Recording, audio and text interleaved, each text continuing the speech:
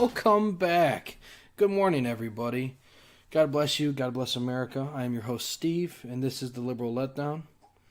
Another short little show. I think I'm going to make a habit of this. I apologize for not having a show this weekend.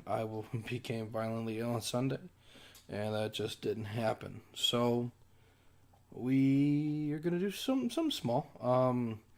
This is just a little conversation I want to have. I don't want to get everybody else's opinion on this. I really do. On this Trump-Kim summit. The United States and North Korea coming together and trying to find peace. Obviously, people have, between Kim Jong-un and President Trump, people have, they have their goals. They know what they want. They know what they don't want. Whether they, openly talk about it, explain it with the public media or not, they know what they want. Every conversation you have with somebody, you know what you want. You ask somebody how their day is going, you know what you want. You want to know how their day was going. It's really easy to understand. But what I don't understand is people who call this an absolute negative. People are downplaying this meeting so much, and I just don't see it.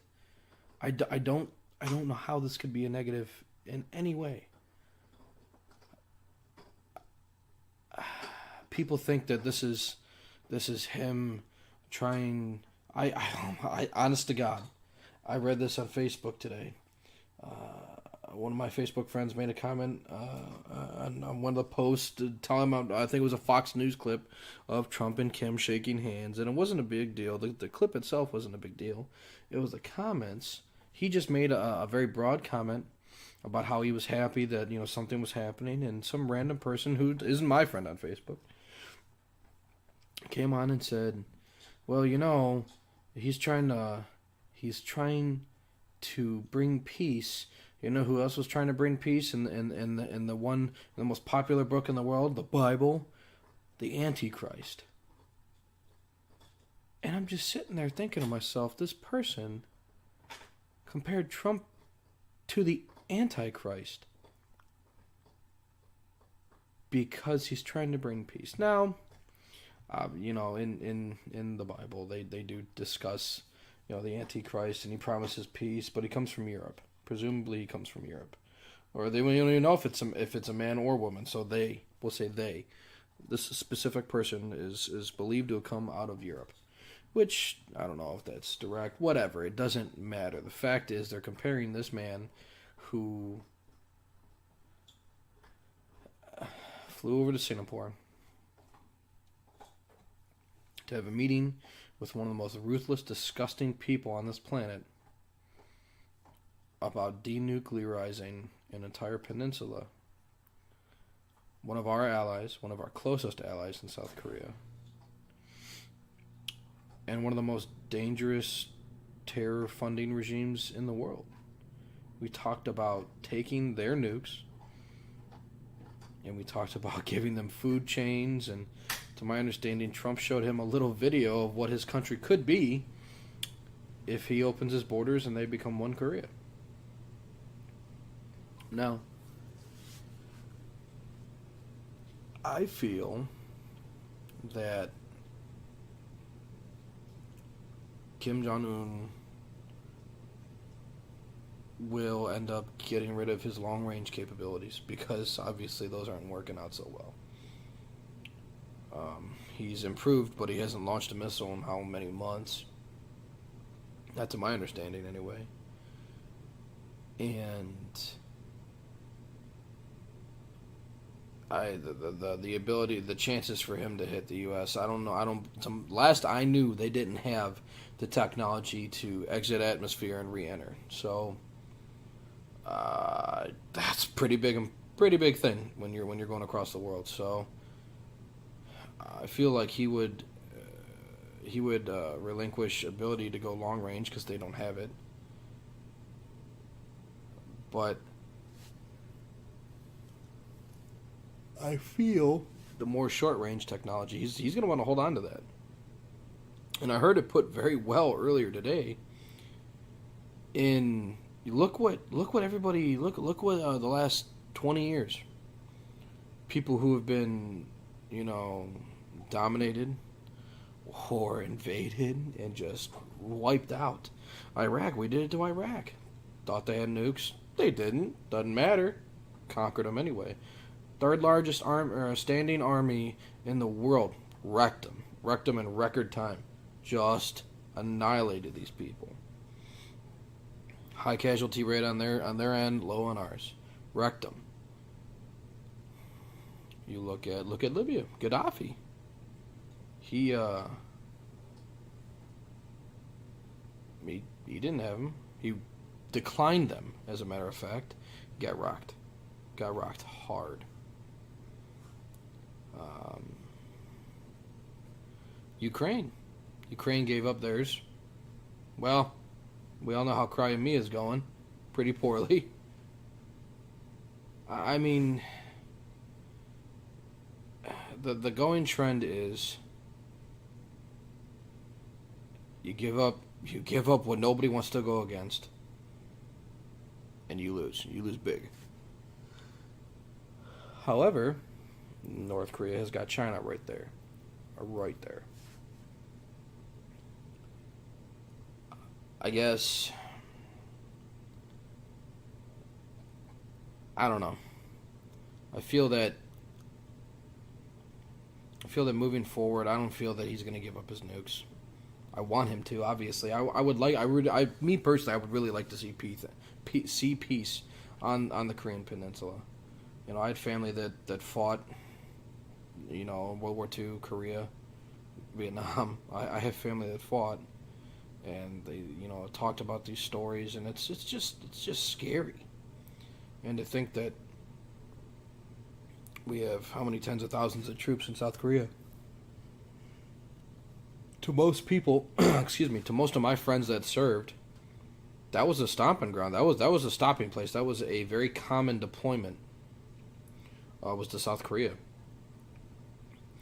And then you get to hear all the stories, and it's it's this, it's that, it's it's a lot of fun. Oh, it was scary, and it's whatever. You take that away, good, peace. That's what we want. We don't know the influence of China that would be had on the Korean Peninsula. I feel like the U.S. would maintain some type of hold on the peninsula eventually, or not eventually, but overall.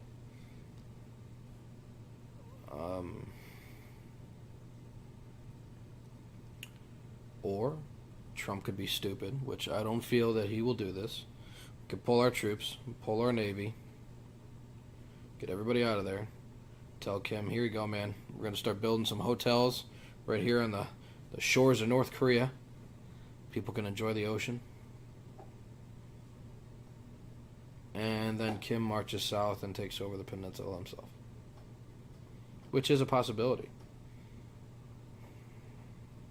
And then we go to war with Korea, or primarily North Korea, and we try and salvage what's left.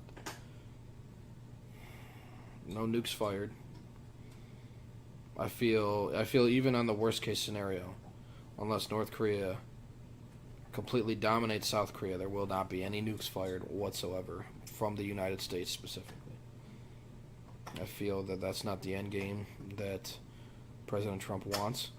I feel he would much rather see boots on the ground and just utter chaos. I couldn't imagine. I mean, like Iraq had the third largest standing army, and then we just wrecked them. Just straight America right up in there. North Korea is full of untrained, unfed, starving, overall weak people. I don't know how their military is. All I know is that he keeps, parading them in the streets, and the people, the one photographer that was taking pictures of the parade, he was told to do so, was finding all these little flaws in the troops. These fake rockets on the cars.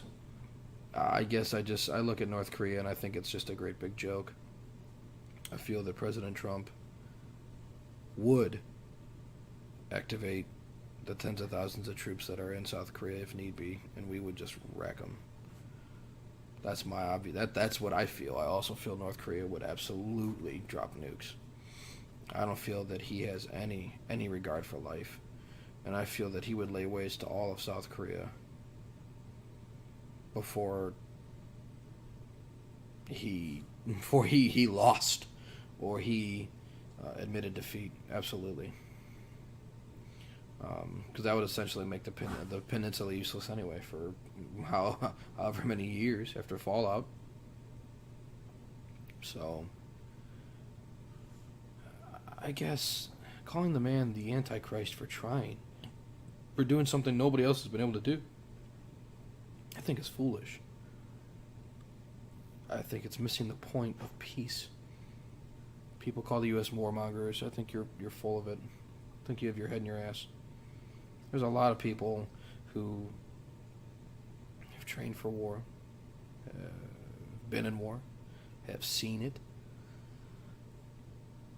but there's not many who can go through it.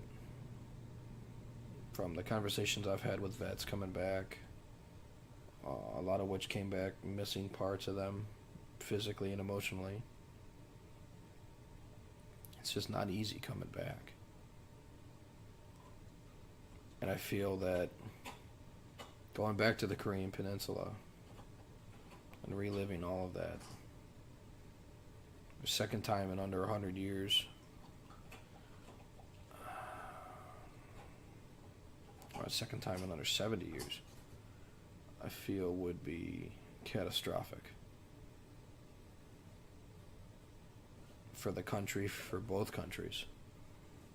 And I feel that winning that engagement, that war, would be catastrophic for the U.S. in terms of public relation, in terms of now what do we do? Is it all South Korea's? Were there nukes dropped? Do we stay there militarily and maintain a foothold on the Chinese border, which I'm sure they would love? Sarcasm. I feel like that would almost be considered an act of war. I feel that China would absolutely put up a fit about that, and we could lose trade interests, we could lose companies, we could lose so much economically in this. And I feel all this is being thought of. I think President Trump really is thinking about all of this as a whole. I really do. Because if he isn't, then he is just some dick that doesn't care much. But I feel that he is. I feel he wants peace. And I feel that people that don't see this aspect of a man trying to broker something so fragile is ridiculous. Give the man some credit. Let him do his job. You got Jim Acosta being just this douche about stuff. Let the man do his job. You're going to sit there and throw questions about Otto Warmbier at one of the most deadliest men in the world. Shut up. Yeah, Otto Warmbier, that was a tragedy. Nobody liked that. I just feel that in peace talks, that's a question that absolutely needed to be avoided for the time being. I feel that was highly inappropriate. But overall, I think it's going to go well. Obviously, I want it to go well, so that's what I'm going to say. I expressed how it could go poorly. But I want to hear everybody else's opinion. I really, really, really want to hear from it. So go ahead and follow me on Twitter at liberal_letdown. And send me your insight at my Gmail, theliberalletdown@gmail.com. Let me know what's going on. Let me know how you feel. I want to hear it. I want to have this conversation. That way maybe we can bounce ideas off each other, thoughts, different scenarios we haven't talked about, all about it. Thank you for your time. God bless you. God bless America.